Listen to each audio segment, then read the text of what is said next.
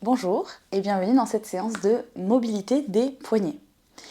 Il faut savoir que dans la pratique du yoga, la majorité des postures en appui sur les mains, notamment la planche par exemple, qui reste un grand classique, un grand basique des postures de yoga que l'on retrouve dans la salutation, demande un degré d'extension dans le poignet, c'est-à-dire lorsque je fais ce mouvement-là d'extension, de 90 degrés, voire plus. En général, on va être autour de 65 à 75 degrés d'extension maximale chez une grande majorité de la population. Il est donc extrêmement important pour pouvoir évoluer dans sa pratique de yoga sans douleur, sans blessure et avec un peu plus d'aisance, de travailler un peu plus ses poignets. C'est ce qu'on va s'efforcer de faire aujourd'hui dans cette séance de mobilité. Pour la séance, vous aurez besoin de 2 briques, simplement pour pouvoir déposer le bras en appui dessus, donc vous pouvez utiliser n'importe quoi d'autre, juste quelque chose qui ne soit pas trop mou. Et vous pourrez éventuellement ajouter des poids dans un des exercices que je vais vous proposer aujourd'hui. Moi j'ai pris un poids de 500 grammes ici, il n'y a pas besoin de prendre très lourd parce qu'on est sur une petite articulation et donc des tout petits muscles stabilisateurs, ou si vous êtes très chaud, vous pouvez prendre un poids d'1 kg. Personnellement je pense que pour la démonstration je resterai sur 500 grammes. On va démarrer dans la position de 4 pattes. Prenez le temps de bien déposer les mains sous chacune de vos épaules, à la largeur véritablement de vos épaules, en cherchant une forme d'empilement des poignets, coudes et épaules les uns au-dessus des autres. Les genoux peuvent être largeur de bassin, les pieds relâchés, on ne va pas trop s'inquiéter du bas du corps pour la séance d'aujourd'hui. Et je vais vous inviter ici à vraiment complètement vous relâcher dans vos poignets, sentir peut-être comme moi en cet instant vos doigts qui décollent, et notamment la base de l'arche des doigts, la base des index qui se décollent complètement du sol. Observez la sensation ici, essayez de vous connecter à l'endroit, l'emplacement dans lequel vous ressentez le plus le poids de vos bras sous vos mains.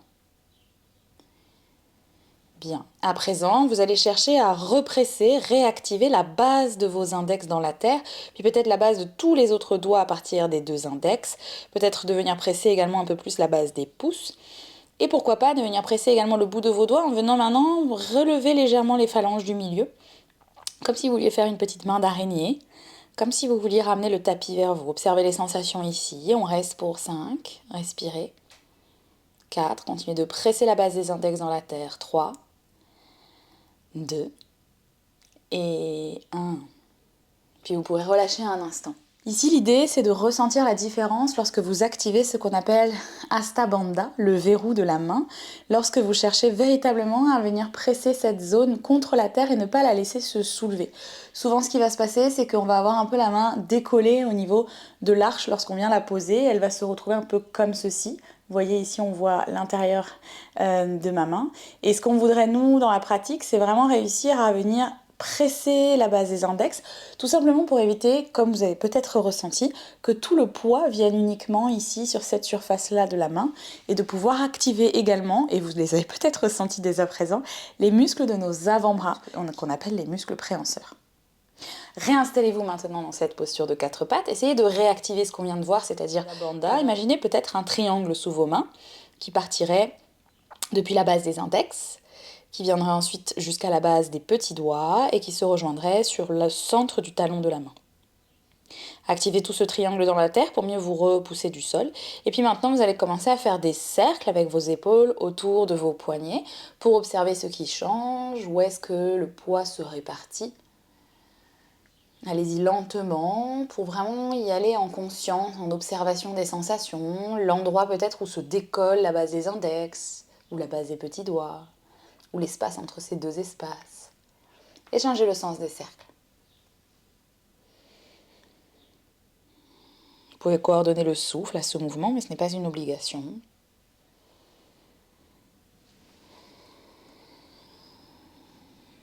Et un dernier cercle, avant de revenir au centre. Vous allez maintenant tourner chacune de vos 2 mains, les doigts vers les extérieurs de votre tapis, si vous êtes sur un tapis. Les 2 creux des poignets se faisant face maintenant. Essayez de nouveau d'activer Hasta Bandha dans la terre et basculer lentement, sans aller dans de très grandes amplitudes, d'un côté puis de l'autre. Observez les sensations, observez ce qui vous limite, peut-être ce qui est désagréable, ou au contraire plus facile pour vous. Encore 3. 2. Et 1. Et puis vous allez revenir au centre. À présent, vous allez éloigner légèrement votre main gauche en déport de l'épaule en avant et chercher à tourner les doigts de la main droite, cette fois-ci, complètement vers vous. Le creux du poignet droit faisant maintenant face à l'avant de votre tapis. Si ici c'est très intense, vous pouvez chercher à rapprocher les doigts de votre genou, ce qui fait que vous aurez un peu plus de possibilités de mieux déposer le talon de la main. Essayez de trouver l'endroit qui vous permette de déposer complètement le talon de la main, peut-être sans mettre beaucoup de poids dans cette main droite. Si c'est très facile, plus vous allez chercher à éloigner et peut-être même rajouter le bassin qui presse légèrement vers les talons, plus ce sera difficile de garder comme moi ici. Je soulève mon autre main pour que vous puissiez bien voir toute ma main en contact avec le sol. Et on reste ici pour 5. 4, respirez. Donc dans l'amplitude de votre choix, vous pouvez très bien être quelque part par là. 2. Et 1. Relâchez tranquillement et ramenez la main droite devant. On fait pareil avec la main gauche. La différence entre les deux mains peut être assez flagrante. Donc peut-être la main très proche de votre genou, les doigts tournés vers votre genou et très peu de pression dans la main, ou à l'inverse, la main très éloignée de votre genou et peut-être même pour ajouter un peu de pression, là je pense que je suis bien, le bassin qui vient vers les talons et on reste ici pour 5. Alors ça ne doit pas être intolérable, ça peut tirer, ça peut amener des sensations, ça ne doit pas faire mal. 3, 2 et 1. Bien tout le monde. Relâchez tranquillement les mains ici. Si vous pouvez vous asseoir sur vos talons, asseyez-vous sur vos talons et secouez un petit peu les poignets. On va maintenant venir faire un exercice de mobilité pure. On va utiliser pour ça nos 2 blocs, l'un sur l'autre. Si c'est pas ok pour vous de rester en assise sur les talons, vous vous installez comme vous voulez au niveau de l'assise. Vous pouvez même relâcher complètement vos jambes avec la pile de blocs entre vos 2 jambes. Ce qu'on veut, c'est pouvoir déposer l'avant-bras droit complètement sur la pile de blocs. Donc j'en ai mis 2, comme ça c'est un peu moins bas et on peut se concentrer un peu plus facilement sur le mouvement. Donc votre avant-bras est complètement sur le bloc, le dos de l'avant-bras déposé contre le bloc, le creux de l'avant-bras sur lequel moi j'ai un tatouage, le creux de l'avant-bras qui fait face au plafond. Vous allez mettre votre main opposée sur l'avant-bras juste pour sentir que vous ne venez pas compenser le mouvement qu'on va faire au niveau du poignet avec la suite des os de l'avant-bras qui viennent s'entrelacer et qui forment la base du poignet. On va essayer de fixer ça pour ne faire bouger vraiment que l'articulation du poignet. Vous allez serrer le poing droit et commencer à ramener ce poing loin vers vous, puis à éloigner ce poing loin de vous vers le bloc. On fait des petits hauts-bas comme ça encore pour 4. En haut, 4 en bas, 3 en haut, ça chauffe déjà, hein, si vous faites ça vraiment en conscience, en stabilisant l'avant-bras, 3 en bas, 2 en haut, 2 en bas, 1 en haut, et un dernier en bas, et vous relâchez quelques instants. On va faire la même chose maintenant, droite-gauche, donc on va essayer de ramener le pouce ici à droite vers le poignet, puis l'extérieur de la main vers l'autre côté du poignet, à nouveau sans compenser avec les avant-bras. Donc l'amplitude elle est très réduite pour le coup. À gauche, j'ai commencé par la droite et on y va encore. 4 à droite, à gauche, 3 à droite, à gauche, 2 et 1 à droite. Un dernier à gauche et on relâche. Ça a l'air de rien les exercices de mobilité, mais ça chauffe. Maintenant, on va essayer de faire un tour complet à partir de ces 4 directions.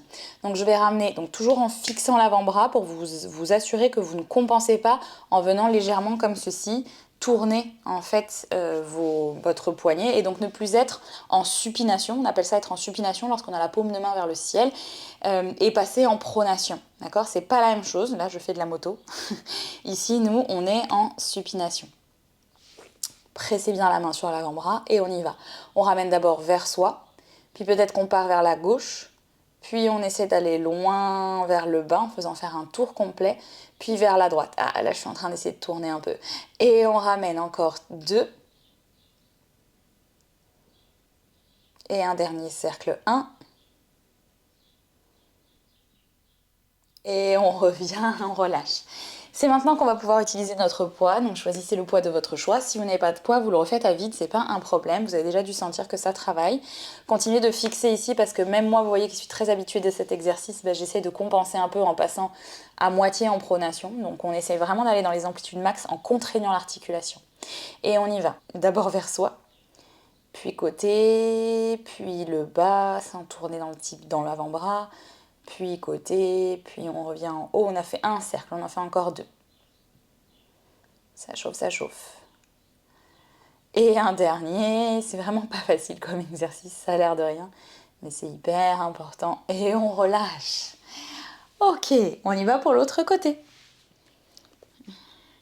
Donc je dépose mon avant-bras, je fixe bien mon avant-bras et on commence par haut-bas. En haut, puis loin vers le bas. Loin vers le haut, 4. Loin vers le bas. Loin vers le haut, fixer l'avant-bras, 3. Loin vers le bas. 2 en haut, en bas. Et un dernier en haut. Ça chauffe bien l'avant-bras, je trouve, celui-là. Et en bas. Et on relâche un instant. On y va pour les droites-gauche. Donc, on ramène le pouce le plus proche possible du poignet sans tourner. Puis l'extérieur le plus proche possible du poignet sans tourner. Pour encore 4. Là, je pivote un peu. 3. Dès que vous sentez que vous pivotez, c'est que vous êtes allé trop loin. Repressez avec la main opposée sur l'avant-bras. 2. Et 1. Et on relâche. Maintenant, toujours sans poids, on va faire nos cercles, en tout cas en essayant de lier les 4 directions. D'abord loin vers soi, puis côté, puis loin vers le bas, puis côté, puis on revient. Et on essaye de faire des cercles comme ça pour encore 2. Et un dernier cercle, ça prend du temps. Si on veut faire bien le mouvement, ça chauffe énormément. Et on relâche. Probablement si comme moi vous êtes droitier, droitière, vous ressentirez beaucoup plus l'activation de cet exercice au niveau du poignet gauche. On y va pour le poids maintenant. Donc rappelez-vous, vous pouvez évidemment le faire sans poids. D'abord vers soi, puis un côté, peu importe lequel, puis vers le bas, puis un côté. De ce côté-là, du coup, moi j'arrive à mieux maintenir mon avant-bras, probablement parce que je suis plus limitée, ça me demande plus d'efforts et du coup je cherche pas à aller plus loin en trichant. Et vers l'avant, et un dernier cercle. Courage. Et on relâche. Ok. À présent, vous pouvez comme toujours changer d'assise. Vraiment, l'assise n'a aucune espèce d'importance sur votre exercice. Moi, je vais rester dans celle-là parce que c'est celle que je préfère. Mais si être en assise sur les talons, c'est pas possible. Vous pouvez même vous asseoir sur une chaise pour faire cette séance, il n'y a aucun souci. Et maintenant, nous allons faire mon exercice de mobilité et de renforcement des poignets préféré, que j'appelle personnellement le point étoile. Il est très efficace pour prendre conscience de ces fameux muscles des avant-bras dont je vous parlais tout à l'heure. Vous allez tendre les bras devant vous. Si à tout moment au niveau des épaules l'exercice est trop intense, on n'est pas là pour travailler les épaules, donc vous pouvez aussi garder les coudes proches des flancs. Moi c'est juste que pour des questions de visibilité de l'exercice, ce sera plus pertinent si je garde les bras devant moi. On va serrer les poings très très fort, donc c'est comme si on faisait de la moto, on a les poignets vers le sol. On serre les poings très très fort et on ouvre les doigts très très loin ensuite en étoile. On fait un point très très fort, puis on ouvre les doigts en étoile, d'où le nom de l'exercice. Un point, puis une étoile, un point, puis une étoile. Et on va commencer à faire ça de plus en plus vite, comme si on voulait envoyer maintenant des gouttelettes d'eau le plus loin possible devant nous, mais en gardant la qualité d'exécution du mouvement, encore de plus en plus vite. De plus en plus vite.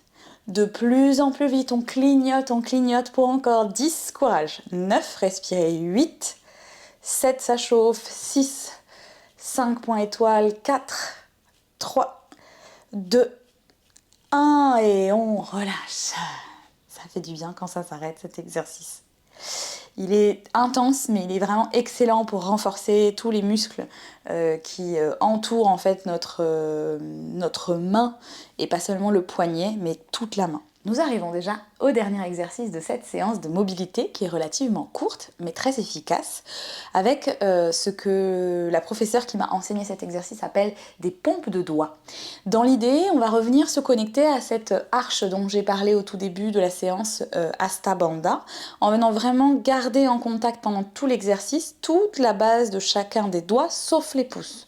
On va pas se préoccuper de la base du pouce qui, elle, va se soulever obligatoirement. Ce qui va nous intéresser, c'est vraiment de pouvoir garder ces 4 bases des doigts ici, index, majeur, annulaire et auriculaire, complètement collées dans la terre.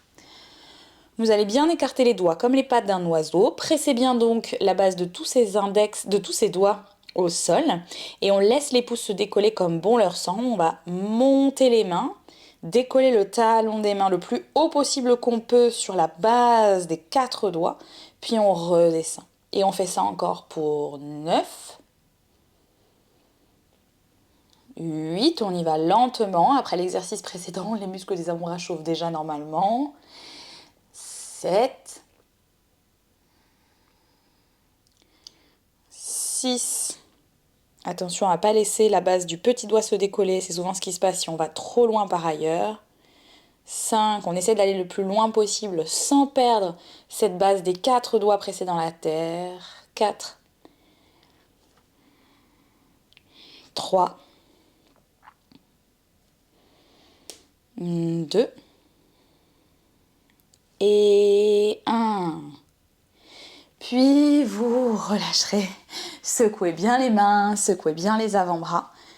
Vous pouvez aussi secouer les bras vers le ciel, ça va vous aider à relâcher un peu plus au niveau de la tension des avant-bras notamment. Et vous pouvez ramener un avant-bras au sol et avec le genou opposé venir masser l'intérieur de l'avant-bras, comme ceci. Hop, et je fais pareil avec l'autre. Pour relâcher un petit peu ces fameux muscles préhenseurs que nous avons travaillés. J'espère que cette séance de mobilité vous aura plu. N'hésitez pas à la pratiquer comme un échauffement avant chacune de vos séances de yoga. Ça pourra avoir vraiment un sens si vous faites partie de ces personnes qui, au fil des vinyasas notamment, commencent à ressentir des gênes dans les poignets et dans la base des mains. Je vous remercie d'avoir pratiqué avec moi et je vous dis à très bientôt.